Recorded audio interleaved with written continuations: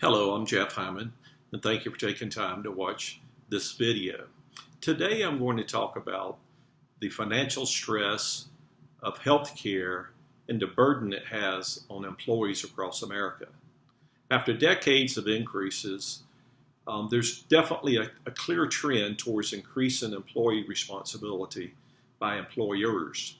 A recent study noted that between 2011 and 2015, the average deductible for employee-only coverage rose from $991 to $1,478. At the same time, the average premium for family coverage increased over 31%. It's really a balancing act for employers and for employees. The increases in health care insurance premiums, general annual deductibles have climbed significantly from 2006 through 2016. Today, Americans struggle to save money. The average American under 35 years old has less than $2,000 savings in their bank account. And 65% of all Americans have less than $1,000 in savings. Compare this to the average out-of-pocket liability on an employer-sponsored plan for single employee coverage, which is $3,822. And on the federal marketplace plans is $6,909. This gap between the average savings and the amount of money a person needs to spend before insurance kicks in is causing people to defer the health care that they need. There's a lot of evidence of this that's occurring based on surveys that's been done over the last 2 years. What it clearly says is high deductible health plans is hurting the average employee. While we understand the need for employers to move towards that, to force more liability and financial acceptability on employees, the fact is it's causing employees to struggle. Each tax season in America, across all people who get a tax refund, the average refund is $3,000. And for 40% of the people who receive a refund, it's the largest influx of cash that they will receive in the course of that year. Researchers at J.P. Morgan Chase Institute wondered how people spend their money once they receive it back. When they observed spending healthcare behavior, they noticed a 60% increase in healthcare spending immediately after the tax refund was received, compared to healthcare spending in the 100 days prior to receiving the refund. Additionally, 62% of this increased spending was done in person, which means that most of this spike in healthcare spending was on deferred care, not on paying off bills. This pattern of healthcare activity speaks volumes about how terrible a high deductible healthcare plan is for the average employee. Financial wellness, as we all know, is a challenge for employees. Conventional wisdom tells us high out-of-pocket costs will appeal to a person's sense of consumerism and lead them to smarter healthcare decisions because they have skin in the game. This unstated and widely unmet requirement, however, is available cash flow to actually purchase healthcare when the need arises. The math in its simplest term is this: if a person's personal savings is less than their out-of-pocket expense and deductible, they are not going to get health care they need to remain healthy. They are going to defer health care rather than invest in their health. And this will lead to a much higher cost down the road and cause problems for everyone. Voluntary worksite products, also known as enhanced benefits or essential benefits, is important to employees today. As the gaps in coverage become more evident, the need for voluntary worksite products increases. Employee costs are up significantly, regardless of the health plan that they take. Employers are increasingly embracing voluntary benefits. There are more opportunities in America today through employers than any time in the years that I've been in the business, which is why I believe that voluntary benefits is the place to be in our industry. The voluntary benefits is expected to grow 4 to 8% over the next 4 years, with sales through the employee benefit broker channel expected to grow at double digits. In 2014, the industry wrote a total of $6.9 billion in premium. $3,941 million of the $6,900,000,000 was written by employee benefit brokers.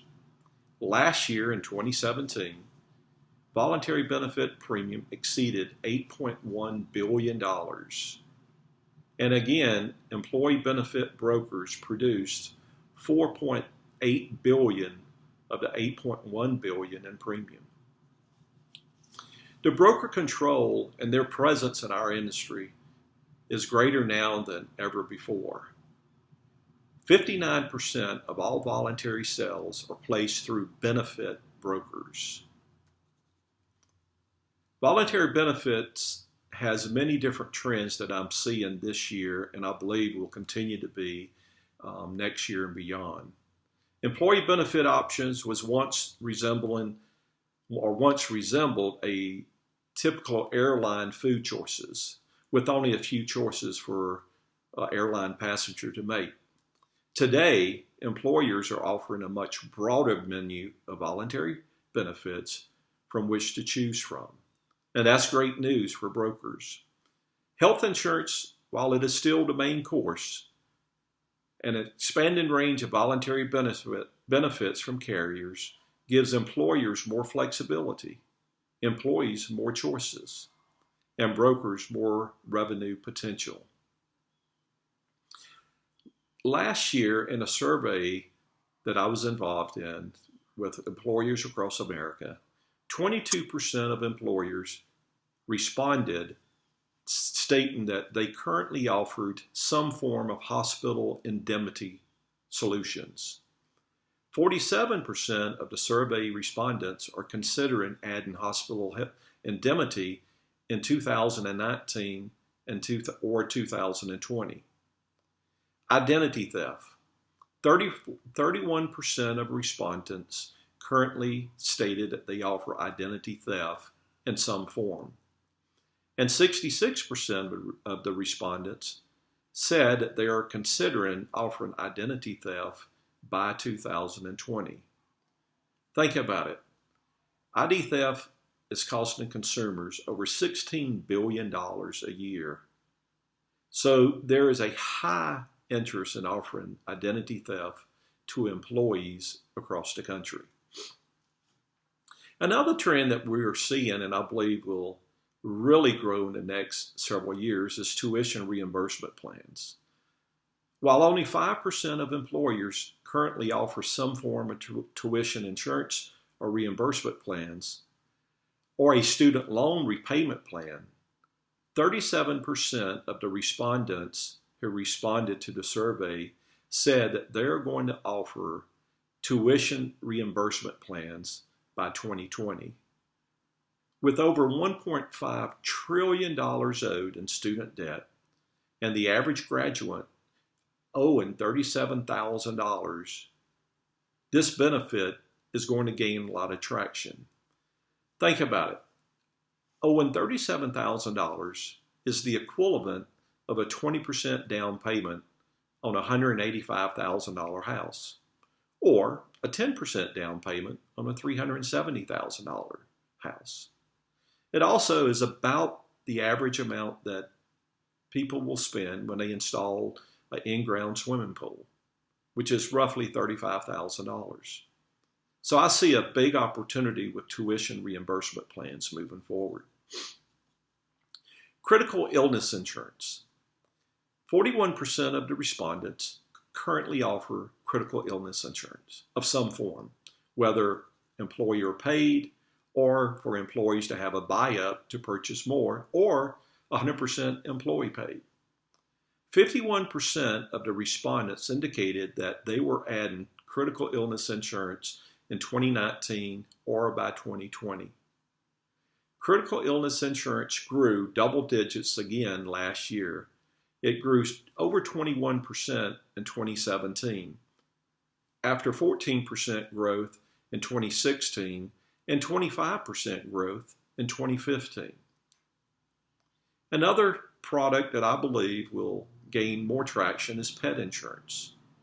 There's about 1.4 million pets who are now covered by insurance in the United States, with Americans spending nearly $70 billion on their pets, with about 26% devoted to veterinary care.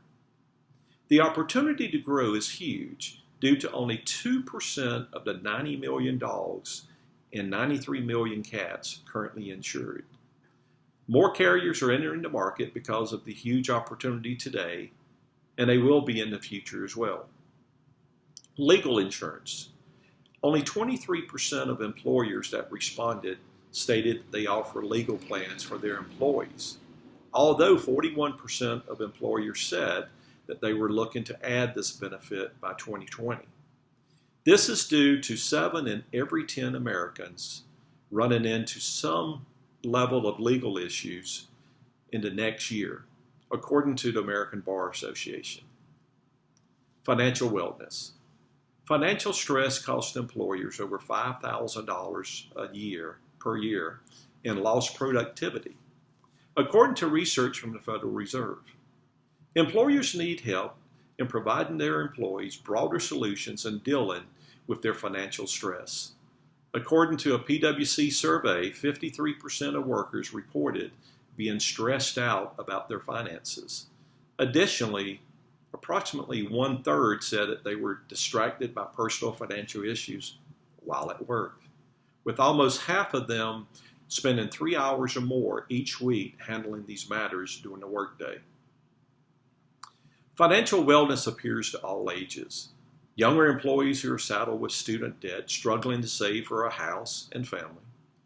Middle-aged employees with families to support and high credit card debt. And older employees paying for their kids' college tuition and saving for retirement. With the recent decision by the Trump administration regarding short-term medical and the availability of it lasting up to 12 months, STM insurance will certainly increase in the marketplace. With more employees working part-time and employers not providing benefits to many of those employees, short-term medical is only going to grow. I hope you've enjoyed these few moments of listening to an overview of where I see the industry is going. If you have any questions, feel free to send me a note on LinkedIn or to the initial J, HYMAN, at jeffhyman.net. Have a great day, and thank you for taking time to listen to my presentation. Goodbye.